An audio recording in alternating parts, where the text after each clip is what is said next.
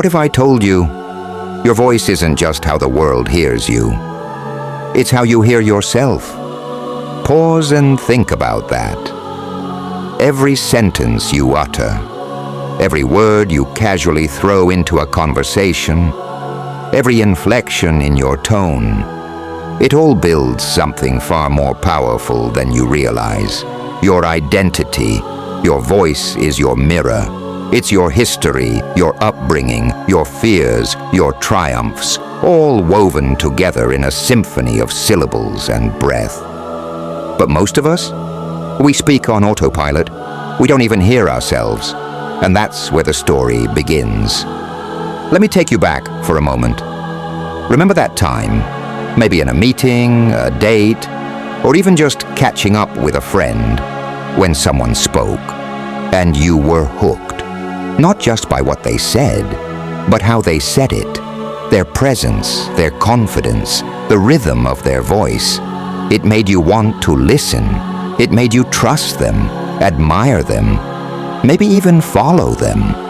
Now flip the coin. Think of someone who spoke with hesitation, their words tangled in uncertainty. Maybe they rushed. Maybe their tone felt unsure. And even if their message was valid, something didn't land. What made the difference? Spoiler, it wasn't just the words. It was everything beneath them. The psychology, the emotion, the story behind the voice. Today we're diving into the extraordinary truth about language and how your speech doesn't just reveal who you are. It can transform who you become. Stick with me to the end, because the final insight is not just profound, it's life-changing. Let's begin. Your words. A blueprint of your inner world language is more than a tool. It's a fingerprint. Think of it like this. Every sentence you speak is a breadcrumb trail back to the core of who you are. It's shaped by your family, your culture, your beliefs, even the media you consume. Psychologists have been fascinated by this for decades. Freud believed our unconscious thoughts leak out in our speech. Modern studies back him up. Your choice of words, your tone, even your pacing. They reflect everything from your confidence level to your emotional health. Take filler words like or like. They might seem meaningless, but they serve a purpose, giving your brain time to catch up. Yet, too many, and they signal anxiety or self-doubt. Then there are the confident speakers. Ever noticed how they pause? Not because they're lost, because they want their words to land. They command silence just as powerfully as they command speech. Your voice has memory. You weren't born with the way you speak today. You learned it from your parents' lullabies, from the way they argued or comforted, from the teachers who silenced you or encouraged you, from the friends who laughed with you or laughed at you. Speech is inherited, not genetically, but psychologically. A child raised in an environment rich with language and encouragement, their voice often carries confidence, clarity. But someone raised around criticism, dismissal, or silence, their words may carry hesitation, apology. That's not weakness, it's wiring. But wiring can be rewired, and that's where your power lies. Culture writes your sentences before you speak them. Consider this. In Western culture, directness is prized. Say what you mean what you say. Bold, assertive. But in many Eastern cultures, speech is indirect, subtle. Silence is strategic. Neither is wrong. But both shape how we interpret confidence, connection, and respect. And even within a single city, someone from an academic elite will sound completely different from someone raised in the hustle of a working-class neighborhood. One isn't smarter than the other. They're just fluent in different dialects of experience. And what about gender? Society has trained women to hedge. I think, I'm not sure, maybe we should. Men, on the other hand, are often conditioned to declare, here's what we'll do. Again, not better, just conditioned. And if you're thinking, that's not me, ask yourself, who is speaking when you open your mouth? Is it your voice or a chorus of everything you've ever absorbed? Your voice shapes reality. Let's get real. Your brain listens when you speak.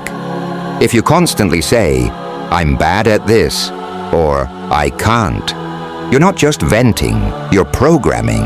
You're building a mental map where you're always the underdog, always struggling, always not enough. But when you shift your language, even just slightly, you begin to shift your identity. Say, I'm learning instead of I suck. Say, this is challenging, but I'm capable instead of I'll never get this. Sounds simple, but this is neuroplasticity in action. You are rewiring the way your brain sees yourself. You are literally speaking yourself into a new version of you. The power of pacing, tone, and silence. Let's break down some practical magic. 1. Pacing. Fast talkers often sound nervous. Confident people slow down. They allow silence. They let their words breathe. You don't need to rush your worth. 2nd tone. A kind no lands better than a harsh yes. Your tone says what your words don't. Match them. Master them. 3. Vocabulary. Every word you know expands the world you live in. If your language is limited, your reality is narrow. Learn new words, and you gain new lenses. Speech mirrors. Emotional intelligence. Ever noticed how people mirror each other? You start saying bro after hanging with a friend who says it all the time, or your tone softens around someone gentle. It's called linguistic mirroring, and it's not fake, it's connection. Charismatic people use it instinctively.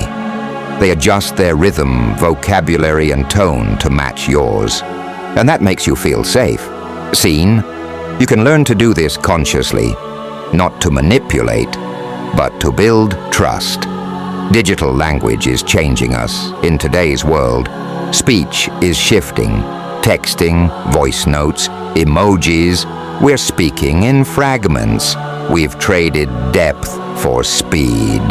Even our thoughts are becoming tweet-sized. Ask yourself, when was the last time you sat in a conversation without checking your phone, without rehearsing your response, while the other person is still talking? That's the world we live in. But it doesn't have to be your world. You can reclaim depth. You can choose intentional speech in a distracted age. And that choice, that's your superpower. The final insight: speak to become. Here's the truth, raw and unfiltered. The way you speak shapes who you become. Your voice can either build a prison or a palace. Every word is a brick. You're either reinforcing your limitations or building your future. The secret isn't in having the perfect vocabulary or the most polished accent. It's in intention.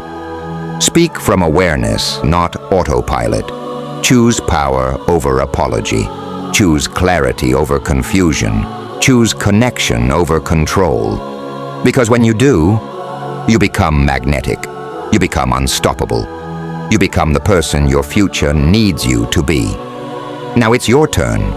Take one moment today, just one, and listen to yourself. What do you hear? Do your words lift you up or tear you down? Do they build bridges or walls? If you don't like the answer, you already have the power to change it. Your voice is your legacy. Speak like it matters, because it does. And if this message struck a chord with you, share it. Let someone else hear what their voice is capable of. Drop a comment with the most powerful phrase you've decided to adopt going forward. And hit that subscribe button, because this journey we're on, it's only getting deeper. Speak boldly, live intentionally, and never forget, your voice is your superpower. Use it wisely.